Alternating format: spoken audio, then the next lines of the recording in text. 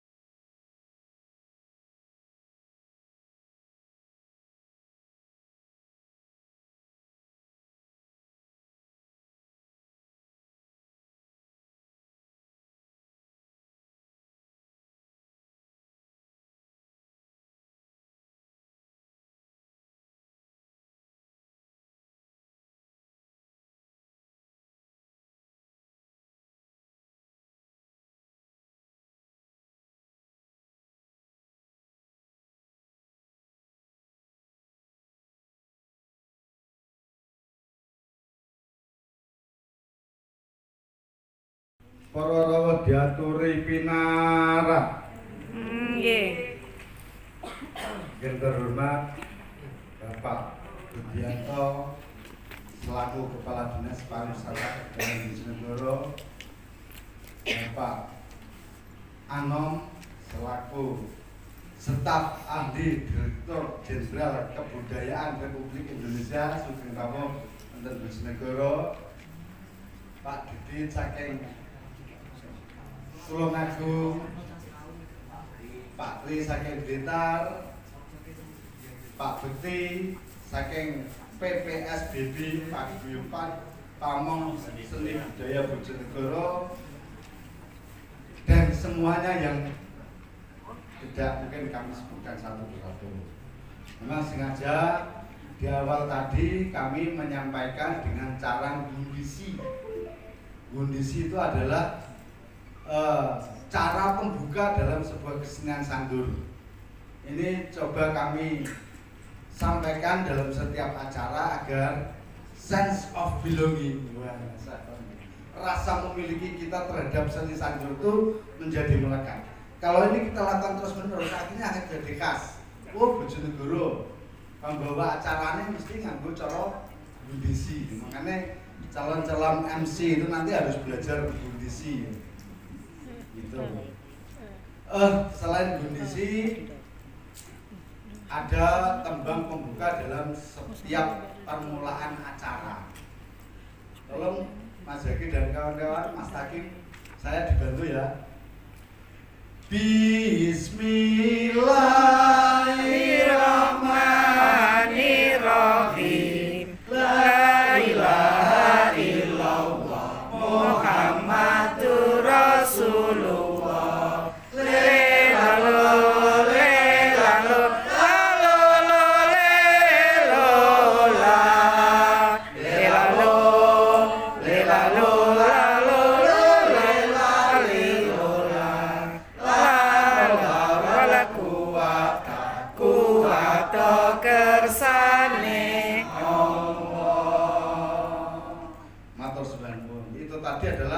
tembang pembuka karena kita mengawali sesuatu harus dengan bismillah. Sekaligus menjadi doa agar acara kita pada siang hari ini bisa berjalan lancar, mempunyai manfaat bagi kita semua, dan semakin menegaskan dan membanggakan diri kita terhadap kebudayaan Indonesia pada umumnya dan Bojonegoro pada khususnya. Yang saya hormati Bapak Budi, Bapak Anom, dan Bapak-Bapak dari Dewan Kesenian Kabupaten Kota yang lain kebudayaan, pada siang hari ini adalah gerak aksi transformasi resolusi Ancol, yaitu sosialisasi atau laporan dari Kabupaten Bojonegoro tentang hasil musyawarah nasional Dewan Kesenian dan atau kebudayaan se-Indonesia yang dilaksanakan pada tanggal 10 sampai dengan 14 Desember kemarin. Nah, untuk itu kepada Pak Ramon kami persilakan untuk maju karena yang mewakili dari Bojonegoro Pak Ramon. Kemudian kita perlu juga nanti ada pembanding atau yang menanggapi dari komunitas. Kepada Pak Bekti, monggo kami aturi maju nanti duduk di sini. Kemudian kepada Pak Budi selaku pemangku kebijakan, monggo, dan Pak Anom yang nanti akan menjembatani keinginan dari teman-teman Bojonegoro ke pusat, kami atur untuk pinarak di depan sini. Jadi kami berharap nanti hasil dari sosialisasi ini akan bisa menjadi rekomendasi baik untuk pemerintah Kabupaten Bojonegoro maupun untuk pemerintah pusat, sehingga nanti ada regulasi yang istilahnya berurutan mulai dari pusat sampai dengan kabupaten nanti saling berkaitan. Monggo kami persilahkan Mas Ramon untuk maju, Pak Bekti, monggo Pak Budi juga, monggo Pak Anom untuk di sini.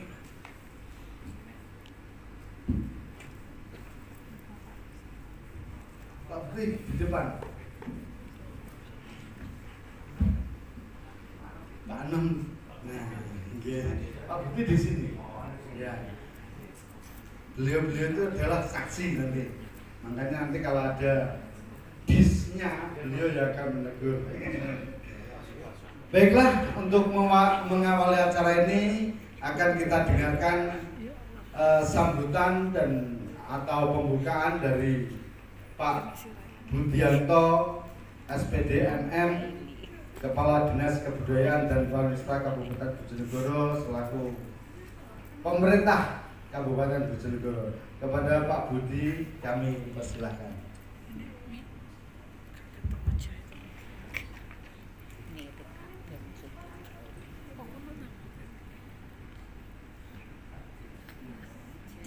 Mohon berdiri biar kelihatan. Saya setinggi Pak Ramon dan Pak Anom. Assalamualaikum warahmatullahi wabarakatuh. Waalaikumsalam warahmatullahi wabarakatuh. Sore, saya sore sudah afternoon dulu.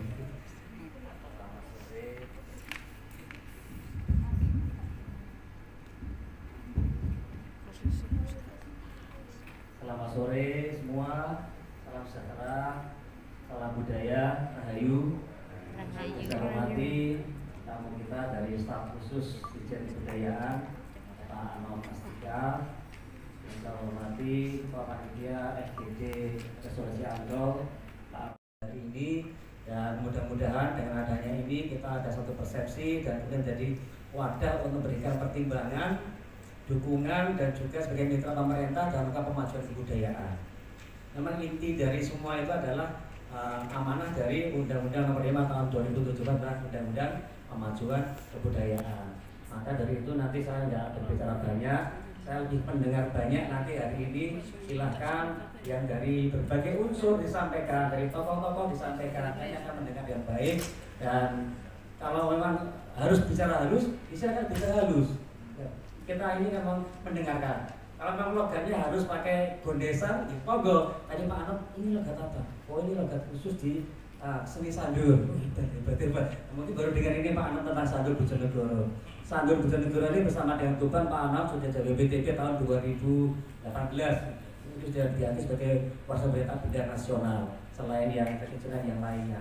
Maka kita berupaya juga menggali, melestarikan dan perlindungan terhadap seni tradisi asli Bojonegoro ini. Maka di acara-acara kebudayaan mulai ditradisikan oleh teman-teman pelaku dengan gogesan dan juga dengan tembang-tembang maupun doa-pembukaan tadi itu. Mungkin itu dari saya. Kami dari Wakil Pemerintah terima kasih atas terselenggaranya kegiatan ini, dan kami hadir memang mungkin pemerintah supaya hadir di tengah semua lini masyarakat, dan pemerintah tidak hadir di situ. Silakan sampaikan apa yang dijadikan resolusi kemarin. Kami juga baru dapat bocoran sedikit-sedikit dari Mas Ramon kemarin. Mungkin hari ini bisa diinformasikan lebih luas bagaimana sebenarnya kita berjuang untuk memberikan perlindungan, pengembangan dan pemanfaatan dan pembinaan pada kebudayaan di Indonesia, khususnya di Bojonegoro. Demikian, terima kasih dari saya. Assalamualaikum warahmatullahi wabarakatuh. Waalaikumsalam warahmatullahi wabarakatuh. Matur suwun Mbak Budi. Langsung saja karena waktu sudah sore, Mas Ramon akan menyampaikan sosialisasi tentang hasil Musyawarah Nasional Dewan Kesenian dan atau Kebudayaan Indonesia. Waktu kami persilahkan. Terima kasih. Sama-sama. Assalamualaikum warahmatullahi wabarakatuh. Waalaikumsalam warahmatullahi wabarakatuh. Saya sebenarnya bukan ketua panitia atau di ketua kelas yang tugasnya adalah di kongkong-kongkong. Jadi maka itulah kenapa nggak ada logo apa-apa di background, karena memang ya bukan nggak ada kepanitiaan lah, kepanitiaan tapi kerelaan itu acara hari ini. Dan sebenarnya bukan hanya sekedar sosialisasi, tapi lebih kepada diseminasi, yaitu menyesuaikan hasil dari musyawarah kemarin untuk kondisi di Kabupaten Bojonegoro. Yang kita bagikan itu adalah draft notulensi, semuanya kan sudah pegang draft notulensi hasil sidang komisi di Musyawarah Nasional Dewan Kesenian dan atau Dewan Kebudayaan se-Indonesia. Yang terpaksa saya yang hadir karena semuanya punya pekerjaan, saya pengangguran, jadi saya bisa berangkat ke sana. Secara garis besar, hasil dari kemarin itu adalah mengenai transformasi untuk nanti ini kita sebut panelis tamu ya.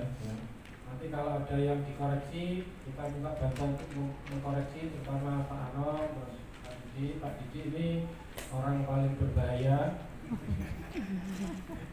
Kemudian ada yang lainnya yang Lamongan, yang Gresik tadi pamit sebentar karena sedang melamar kekasihnya dia, tapi habis lamaran dia kesini lagi. Jadi ada 3. Ini sebenarnya juga saya juga mengundang Dewan Kebudayaan sebenarnya, tapi rata-rata pengurus caretaker Dewan Kesenian itu juga orang-orang Dewan Kebudayaan dulunya. Jadi Dewan Kesenian ini sifatnya masih caretaker. Kalau Dewan Kebudayaan yang di Bojonegoro statusnya demisioner. Jadi SK-nya sudah habis, belum diperpanjang. Kalau kita SK-nya sudah dibikinkan ketikanya tapi belum ditandatangani. Jadi sama-sama. Tapi itu kebetulan karena di sidang komisi 1 itu temanya adalah reposisi dan transformasi. Artinya di Bojonegoro tidak perlu reposisi karena belum ada.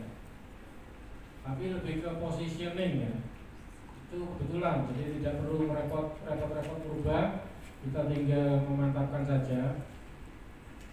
Yang perlu ini pemikiran saya kemudian diskusi tentang transformasi yang dimaksud di resolusi Ancol menurut kami adalah mentransformasikan fungsi, peran, dan tugas. Yang dirangkum itu normatif, sebagai mitra strategis pemerintah. Dalam hal ini sementara dengan Pak Budi dan ada Kepala Bakesban Budi, selamat datang. Awal Bu Evi ada ya, Bu Evi? Bu Evi dari Dinas PMD, ya Bu. Dinas PMD juga ada. Itu seperti itu, sebagai wadah bagi ekosistemnya untuk menjadi elemen utama dalam penentuan kebijakan bagi pemerintah. Jadi posisinya Dewan Kesenian yang saya terjemahkan dalam hasil Munas kemarin itu yang pertama mitra strategis. Jadi bukan bawahan, bukan vendor, tapi mitra strategis. Kalau namanya mitra itu sebenarnya posisinya sejajar, kalau nggak salah seperti itu. Untuk apa? Untuk penentuan kebijakan. Jadi bukan untuk garap, tapi untuk bersama-sama memberi masukan, saling memberi masukan untuk kebijakan dalam ekosistemnya, ekosistem kesenian. Secara garis besar itu hasil dari Munas kemarin, tapi kita perlu breakdown untuk Bojonegoro, yaitu tentang siapa, apa, dan bagaimana. Nah, siapa? Kalau di Munas kemarin siapanya itu baru mau dibentuk, kalau nggak salah Pak Nambadi, yaitu tim ad hoc. Kalau di rekomendasi itu ada, tapi kebetulan Bojonegoro ini sudah punya, yaitu kita caretaker. Itu fungsinya sama dengan tim ad hoc. Jadi maaf Pak, kita lebih dulu 1 tahun, walaupun belum tahu arahnya ya. Itu sudah menyiapkan tahapan-tahapannya yang sudah kita siapkan. Yang pertama kita bikin silaturahmi masyarakat kesenian itu di bulan Februari tahun yang lalu. Yang kemudian sepakat kita membentuk caretaker, bukan tim ad hoc. Kalau tim ad hoc biasanya ada bayarannya, kalau caretaker tidak ada. Kemudian setelah kita sepakat membentuk yang namanya badan lembaga atau apapun namanya bentuknya caretaker, kita kemudian bikin rakor pembentukan caretaker. Jadi yang pertama kita sepakati dulu bentuknya apa, langsung definitif atau apa. Akhirnya kita sepakat caretaker, kemudian kita membentuk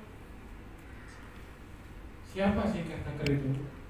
Melalui apa? Kita pura-pura akademis, kita susun semacam buku yang kita kasih judul Risalah Atensi Kesenian, yang sudah kita kirimkan ke Disputar, kami nggak tahu nyampe apa enggak. Ya.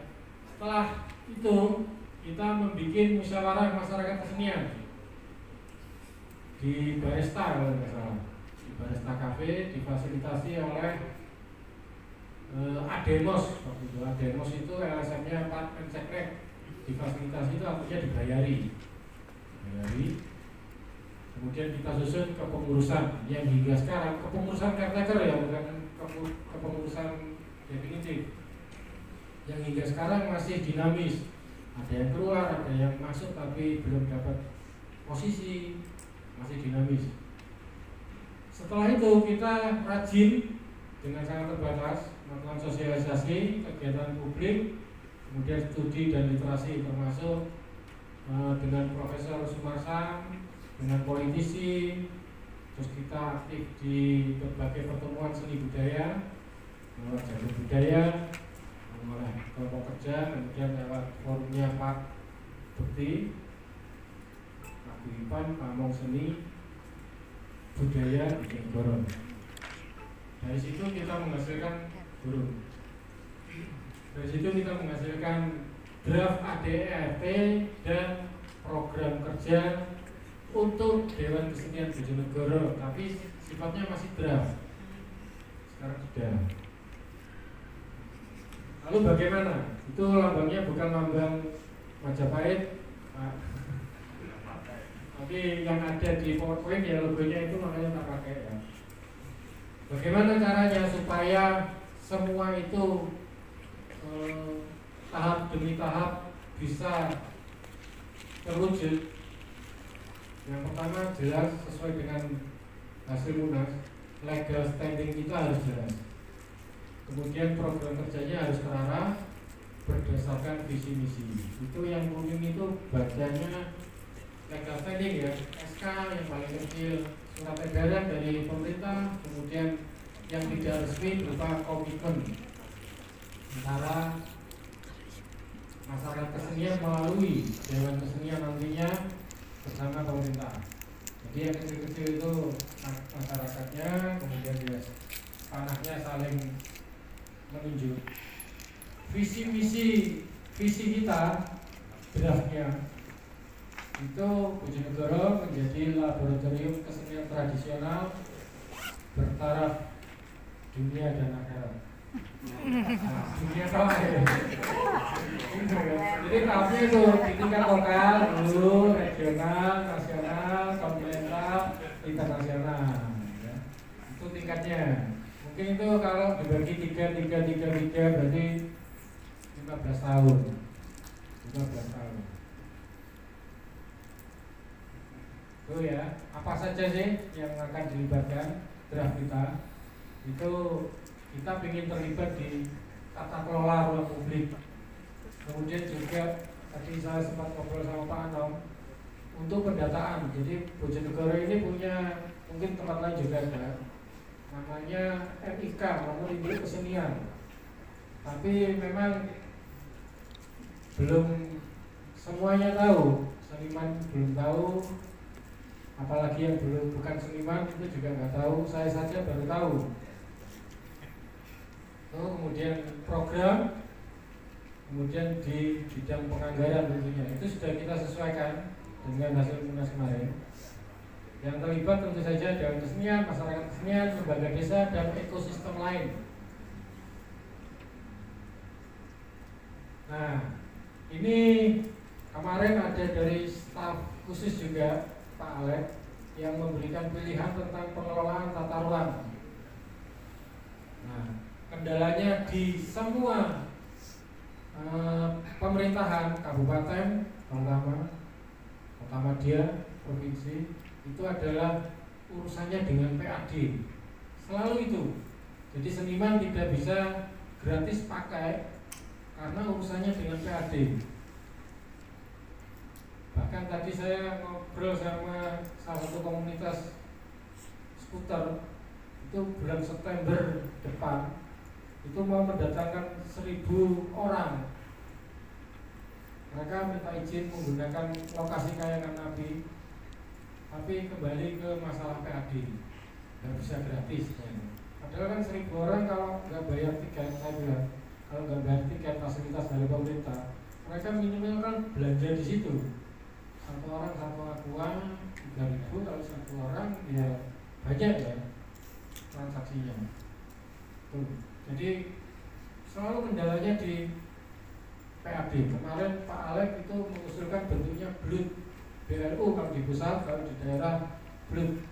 Nah, saya mereplikasi dari sistem yang ada di BUMD atau di BUMDes. Kalau itu sifatnya PAD atau PADes, maka Dewan Kesenian sebagai perwakilan dari masyarakat kesenian itu seharusnya bisa diposisikan sejajar dengan ketua operatornya. Karena kalau BLUT, UPT itu isinya PNS semua, pemerintah semua kan, kecuali karyawan. Di level manajemen top itu semuanya pemerintah. Kalau kita pakai model BUMD bisa non pemerintah. Kita nggak ingin menguasai sebuah ruang publik. Kita hanya mungkin di pengawas itu yang pojok kanan atas itu, di pengawas. Supaya apa? Supaya bisa ikut di ranah kebijakan. Jadi bukan masalah transaksinya, tapi kita inginnya di ranah kebijakannya. Kalau itu pun hibahnya bukan ke Dewan Kesenian, tapi ke penerima. Penerima itu basicnya kalau yang kita konsepkan lembaganya adalah pemerintah desa. Jadi karena di desa juga ada komunitas, tapi komunitas tidak mengakomodir desa kan, pemerintah desa itu lebih aman, buruk. Itu lebih aman, sehingga nanti yang bangun ya penerimanya, yang mengelola ya penerimanya. Dewan Kesenian posisinya hanya didesain. Desain itu berkaitan dengan tata kelola, bentuk, kemudian advokasi kegiatannya, advokasi bukan perancangan ya, advokasi kegiatannya. Pemerintah mendorongnya melalui regulasi. kebetulan ada dinas PMD yang saya terima bocoran, yang saya terima informasi Pak Anam dari Kemendikbud ini pihak Dirjen Kebudayaan kalau misalnya sedang bekerja sama dengan Kemen Desa untuk hal itu, betul Pak Ibu ya, untuk hal itu. Dan ini juga ada beberapa lembaga di desa. Jadi sebenarnya peluangnya banyak untuk tingkat desa. Kalau di desa itu sudah ada semacam ini, maka komunitas sebagai representasi pelaku kesenian secara otomatis menjadi bagian dari ekosistemnya. Jadi nanti tugasnya, pengelolanya itu sama dengan dewan kesenian. Jadi ruang lingkup kita ininya hingga ke tingkat desa, bukan di tingkat kabupaten saja, untuk tata kelola ruang publik. Kemudian berikutnya adalah apa lagi berikutnya? Ini itu gak kelihatan ya. Jadi di backgroundnya itu ada tulisan kebudayaan. Jadi bagi kami kebudayaan itu semesta yang luas, semestanya luas. Yang isinya diantaranya itu kalau memang program prioritas 2024 adalah berkenaan dengan UKM, UMKM. Yang kebetulan kita juga mengundang kelompok komunitas UMKM. Di sini juga ada. Jadi itu sebenarnya ada garisnya, semuanya nyambung. Kalau memang ekosistemnya dampaknya pengen ekonomi, ekosistemnya itu. Jadi yang memvisualisasikan kebudayaan itu adalah orang-orang kesenian. Kemudian oleh pihak Ekraf saya juga mengundang Komite Ekonomi Kreatif yang ada Komite Ekonomi Kreatif. Ada. Oh ada ya? Oh, okay. Loh, bukan CEC, Komite Ekonomi Kreatif Bekraf, BCH. Oh nggak datang ya? Jadi di situ ada Ekraf.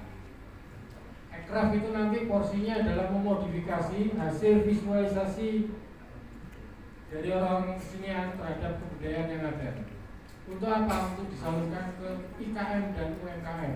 Misalkan budaya kita salah satunya seni adalah wayang tenun. Kita memvisualisasikan tari yang sudah bentuk tari dalam bentuk batik. Kemudian nanti tugasnya Ekraf itu memodifikasi jadi gantungan kunci, jadi baju, jadi apa? Supaya IKM dan UMKM bisa menggunakan hasil itu untuk dijual. Itu konsep ekosistem kita. Selanjutnya, nah ini nanti saya bagikan. Ini salah satu konsep dari peserta Munas mengenai transformasi tadi. Itu nanti lebih detail lagi, tapi pada dasarnya seperti yang saya sampaikan tadi. Ini nanti boleh disanggah, boleh di macam-macam lah. Selanjutnya adalah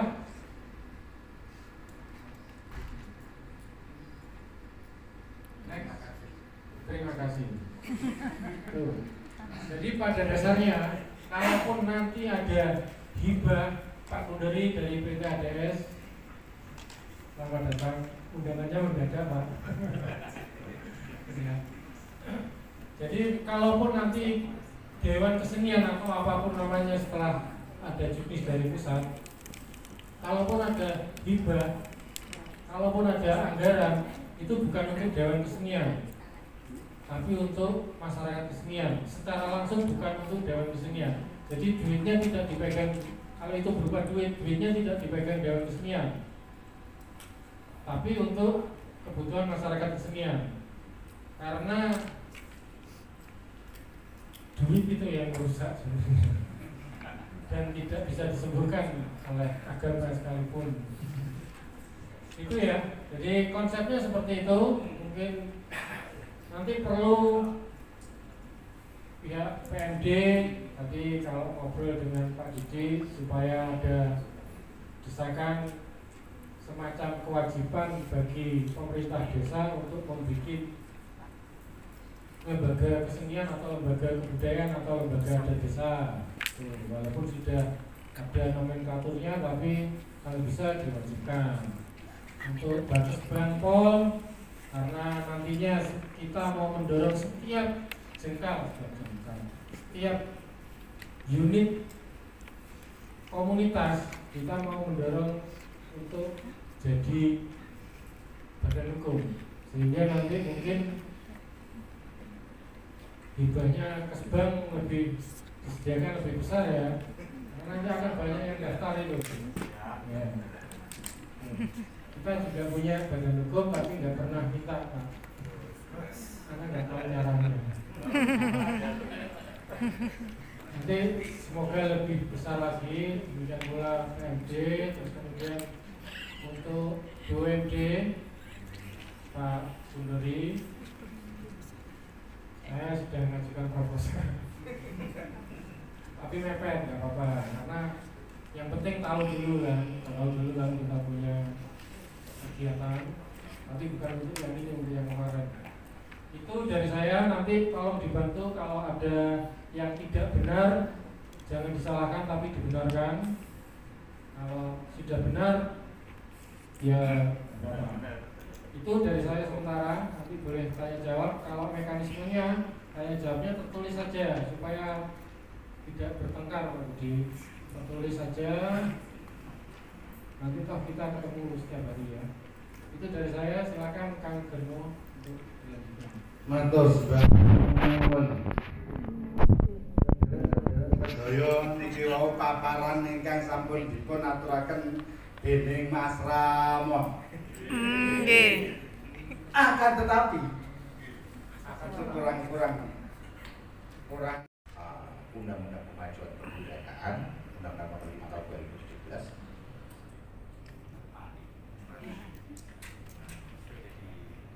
Hidupin, gitu. Yang penting dapat, gitu. Yang penting bisa jalan-jalan ke Jakarta dan dapat laporan sama bupati sudah dapat, gitu. Nah ini kan saya pikir ya ngapain juga gitu kalau hanya untuk mendapatkan sertifikat itu, gitu ya. Banyak itu banyak daerah. Jadi saya pikir tadi upaya yang dilakukan sama Mas MC tadi sudah oke. Nah gimana sekarang didorong lebih kuat lagi.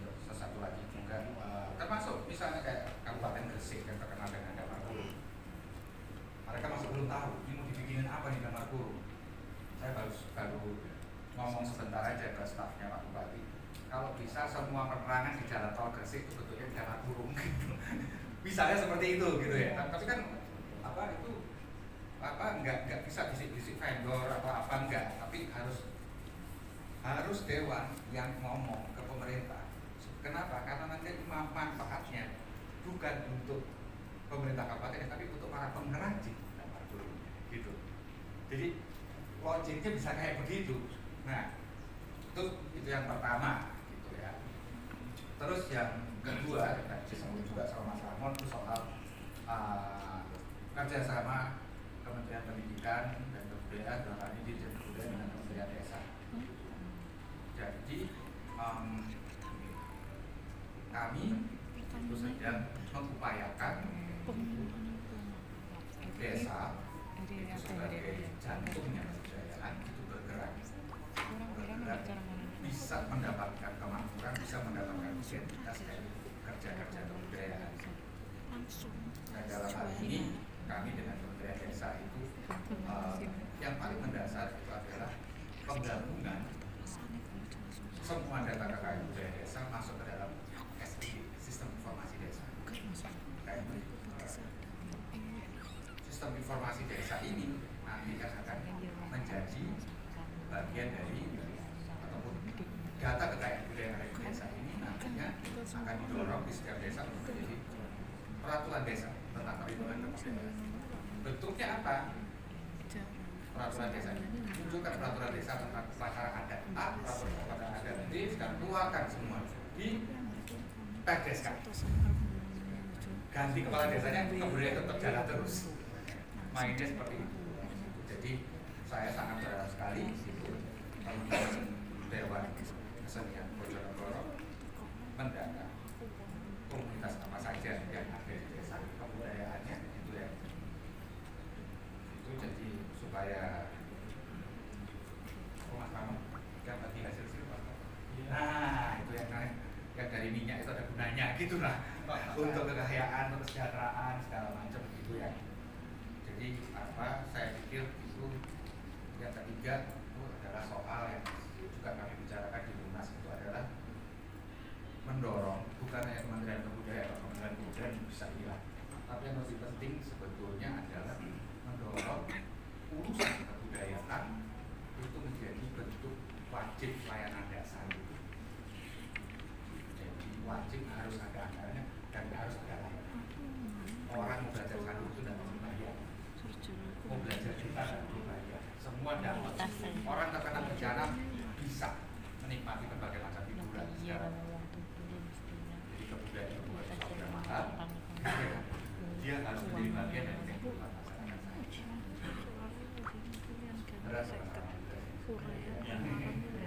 Oke, mungkin itu saja. Terima kasih. Kemudian Pak SM, Kepala Diputar Kabupaten Bojonegoro, Pak Ano dari Kementerian, Pak Didi, Pak Mahmudi Kesbangpol, Mas Budori, Bapak Ibu semua yang saya banggakan, termasuk senior saya. Di sini guru-guru saya juga ada. Langsung saja, mukadimah dari sengaja-sengaja. Yang pertama, saya mau cerita sedikit tadi lahirnya Pak Ano, lahirnya perkumpulan pamong seni budaya Bojonegoro itu adalah baru tahun 2021. Tapi dari tokoh-tokoh itu sudah para maestro, Pak. Jadi para tokoh-tokoh ini sudah punya gagasan, punya inisiatif, punya mindset bahwa piye caranya di antara salah satu memasukkan seni dan budaya Bojonegoro. Itu lahirnya seperti itu. Yang kedua, aku sebetulnya saya pribadi rada terlalu kecil Bapak Ibu. Terus ini dihadapi kepala Disbudpar, ada Dirjen Kebudayaan Kemendikbud, ada Bapak Ibu semua. Saya sebetulnya ya rada terlalu kecil bahkan untuk tahu masalah ini. Tapi yang pertama saya mengucapkan terima kasih Pak Raymond ini yang sudah mengundang kami untuk bisa berinteraksi, nyambung apa yang menjadi cita-cita dan keinginan panjenengan sampai dengan kami. Yang selanjutnya Bapak Ibu, saya mohon izin untuk menyampaikan hasil interresume ketika kami mengadakan seminar kemarin Pak Anong. Mohon maaf ini akhir tahun juga banyak kegiatan, banyak apa yang Jadi Pak Budi, Pak Mahmudi paham ini, saya akhir tahun masih lagi nunggu hari ini terakhir. Ini mohon izin saya menyampaikan apa yang menjadi interresume ketika seminar kemarin. Dan ini Bu bila mangke panjenengan sami yang kemarin belum menerima sertifikat bisa diambil di depan. Yang pertama saya menyampaikan ini dari 3 komisi termasuk komisi 3 Pak Agus Sikro kemarin ya. Ini nanti nyambung apa yang menjadi konsepnya DKB. Nyambung. Yang pertama, perlu adanya sarana dan prasarana yang mendukung termasuk gedung seni budaya terkait kegiatan seni dan budaya di Kabupaten Bojonegoro. Ini mohon maaf, mindset ini keluar ada ketika ada para tokoh seni dan budaya itu ngempel ke pinggir-pinggir jalan Bapak Ibu. Ini kira-kira yang ngomong Jawa Pak Anong paham orang ini? Paham ya Pak ya? Mohon maaf ini. Sampai ngemper-ngemper Pak. Dari teman-teman kita tuh, Masya Allah, karena tidak ada fasilitas sarana prasarana ini poin pertama.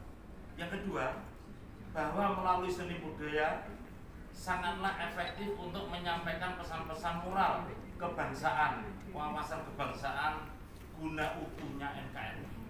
Ini yang hasil resum kemarin yang difasilitasi dari Kesbangpol. Kalau nanti apa yang menjadi konsepnya DKB ini nyambung dengan kita semua. Yang berikutnya, perlunya pembinaan berkelanjutan pada insan seni, pembina seni, guru seni budaya, kelompok seni, serta kelompok giat seni budaya di Kabupaten Bojonegoro. Nah, ini sangat-sangat yang kita butuhkan. Ini mohon maaf dari 3 komisi, Pak Dede, Pak Anong, Pak Budi, ini sudah kita rumuskan seperti ini. Yang keempat, perlunya penataan nomenklatur dinas atau lembaga yang menangani seni budaya dengan pertimbangan adanya A. Pengembalian lembaga atau dinas menjadi dinas pendidikan dan kebudayaan. Pengembalian lembaga Jadi ini kita ini agak kerepotan kemarin. Salah satu contoh yang kami memang faknya di bidang perbukuan, jadi kerepotan kita. Ini juga kami sudah bersyukur saya dapat bocoran dari Bu Emi untuk kurikulum Merdeka Sakmangke ini sampun dibuatkan buku yang memang relevan dengan kurikulum Merdeka. Ngerti ya Bu Emi ya? Tapi ini belum terbit Pak. Ini terbitan dari Dinas Provinsi Jawa Timur Pak. B. Alternatif adanya pamong budaya. Nah ini apa yang dikonsep Pak Rekon ini sudah muncul Pak. Jadi nanti kecamatan itu ada tim-tim yang menangani, yang mengakomodir dari para pelaku seni dan budaya itu. Saya ulang, B. Alternatif adanya pamong budaya di masing-masing kecamatan yang di bawah naungan dinas atau lembaga yang menangani baik dinas kebudayaan dan pariwisata maupun dinas pendidikan dan kebudayaan. C. Terakhir, perlunya peningkatan kapasitas pembinaan antar lembaga dinas badan di Bojonegoro guna mewujudkan seni budaya lestari dan berkembang guna utuhnya NKRI melalui seni dan budaya. Nyambung Bapak Ibu, ini sebenarnya. Karena kemarin juga kerepotan untuk Disbudpar kita belum kasih resum dengan dokumen-dokumen yang kami terima. Kalau Pak Budi sudah kasih Pak. Kami ada 4 nanti Dinas Pendidikan, Budpar Kabupaten Bojonegoro, Bupati Bojonegoro dan Dinas Kebudayaan Provinsi Jawa Timur. Dan saya mohon doanya, barusan kemarin saya di WA dari stafnya dari Budpar Provinsi untuk PPSBB nanti kita dapat bantuan dana hibah untuk pengadaan gamelan beserta perangkat.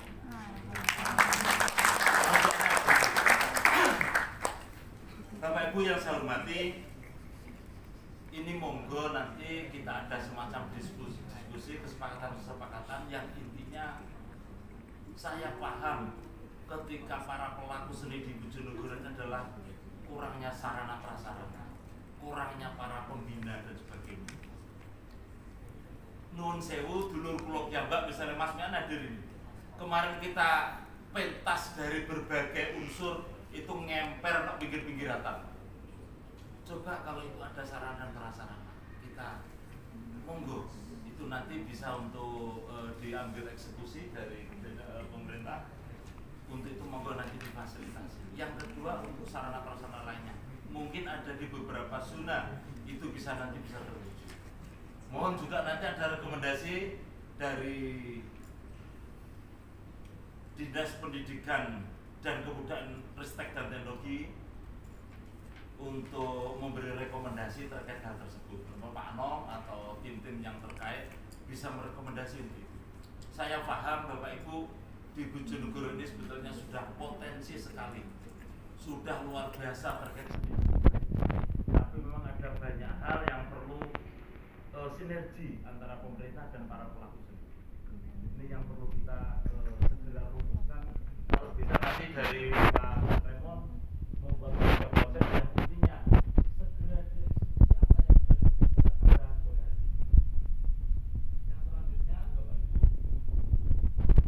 untuk kami ini punya cita-cita, punya gambaran yang sangat luas. Tapi karena berbagai hal termasuk keterbatasan kami, doakan saja kami bisa segera untuk membuat event-event yang lebih skalanya kabupaten, bahkan untuk sekarsidenan Bojonegoro atau Sportwin Bojonegoro.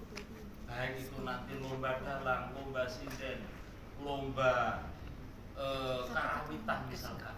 Untuk gedung Pak Budi, kami itu sebetulnya punya gudang, tapi kosong kalau isinya Bapak Ibu. Monggo nanti ditempati itu dan buat event-event apapun. Di mana? Di Desa Kemamang, Desa Kemamang Balen. Bahkan ada yang masih kosong juga, monggo kalau nanti bisa ada semacam MOU dengan Pemkab, itu bisa ditempati dan dibuatkan fasilitas yang agak memenuhi atau layak. Itu nanti bisa ada rekomendasi dari Kemendikbudristek. Sementara itu saya sangat setuju dengan apa yang menjadi kebijakan Pak Raymond beserta tim.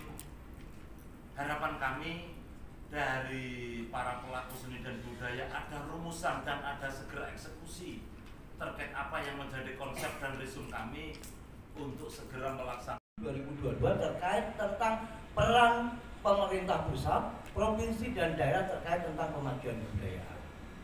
Itu yang pertama. Dan yang kedua, di dalam PP 87 2022 itu tidak menyebut dinas kebudayaan saja, karena semua UPT mempunyai proses kebudayaan, entah itu di BMPD, pertanian, pengairan, perumahan, PUPR, semua proses kebudayaan. Jadi dibaca Bappenas 2022 hingga 2024 sudah berbunyi pembangunan kebudayaan berkelanjutan. Nah, pola pikir ini yang harus dibangun oleh Dewan Kesenian. Kita sudah tidak ngomong masalah terkait tentang pertunjukan, tidak ngomong masalah terkait tentang penyelenggaraan. Nah, transformasi ini bagaimana menjadi peran kebijakan? Transformasi Dewan Kesenian, satu, lembaganya, keterlibatan akademisi dalam Dewan Kesenian. Karena apa? Nanti menjalankan riset, kajian dan sebagainya. Kedua, tokoh. Ketiga, pelaku ekonomi kreatif. Keempat, pengusaha. Itu sekarang masuk pada Dewan Kesenian. Transformasi nanti akhirnya mengarahnya ke sana. Oke, next. Nah, apa fungsi, tugas dan wewenang? Tugas atau peran? Ya. Nah, bagaimana perannya Dewan Kesenian? Saya tanya. Melalui PP 65 2018, Dewan Kesenian terlibat dalam penyusunan PPKD nggak? Saya tanya. Terlibat kan? Oke. Berarti setiap tahun di 2024 sudah dianggarkan melalui APBN terkait tentang pemutakhiran pokok pikiran kebudayaan. Bagaimana keterlibatan Dewan Kesenian? Satu, kajian riset. Nanti apa akhirnya? Kerjasamanya dengan BPMPD melalui lembaga adat desa. Nah, lembaga adat desa nanti dikemas sebagai dokumen pemajuan kebudayaan yang akan mengatur, yang akan memutakhirkan pokok pikiran kebudayaan. Setiap tahun ada pemutakhiran. Oke, naik ini nanti bisa dibaca. Nah, Undang-Undang 6 ada kewenangan pengelolaan di PP 114. Dialeknya apa nadanya? Sederek sedoyo adanya jalan asli.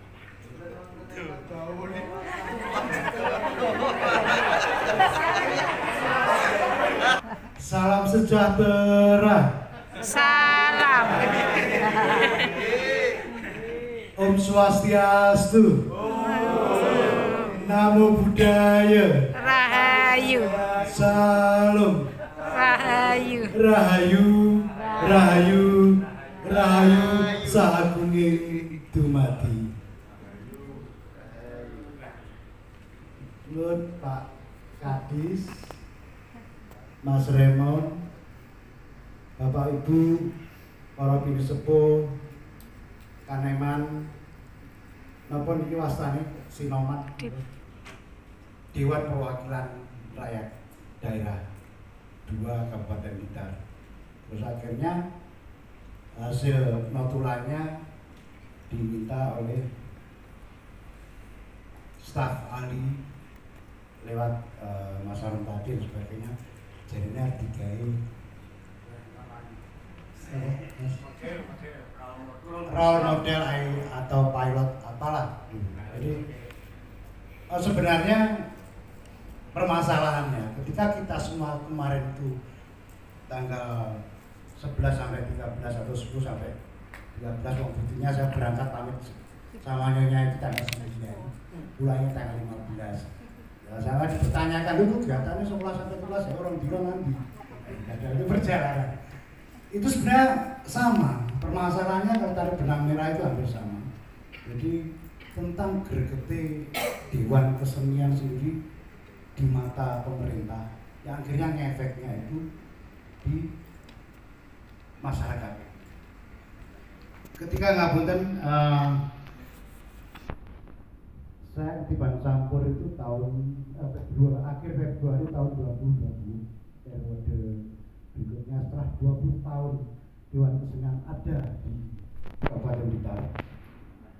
Masing-masing satu periode berikutnya teman jenengan yang pertama Mas Bagus Budi Parto, kemudian itu 2 periode, kemudian 2 periode berikutnya itu namanya Mas Bima itu kebetulan seorang pangeran putra Kanjeng Bupati ya, terus tahu sendiri semuanya akan serba mudah. Berikutnya ketika saya akhir Februari, sebulan berikutnya pandemi datang. Terjadi pergantian juga pemangku kebijakan atau kepala. Waktu itu saya memposisikan sebagai ini, ibaratnya macak percaya diri dan percaya diri bahwa Dewan Kesenian Kabupaten Blitar itu kayaknya hampir mirip namanya dengan Dewan Perwakilan Rakyat. Ada basic, semuanya ada budaya. Karena itu adalah bagaimana kita atau manusia itu bertahan hidup atau survive, itu adalah menjadi timbul suatu kebudayaan. Nah, seharusnya jangan sampai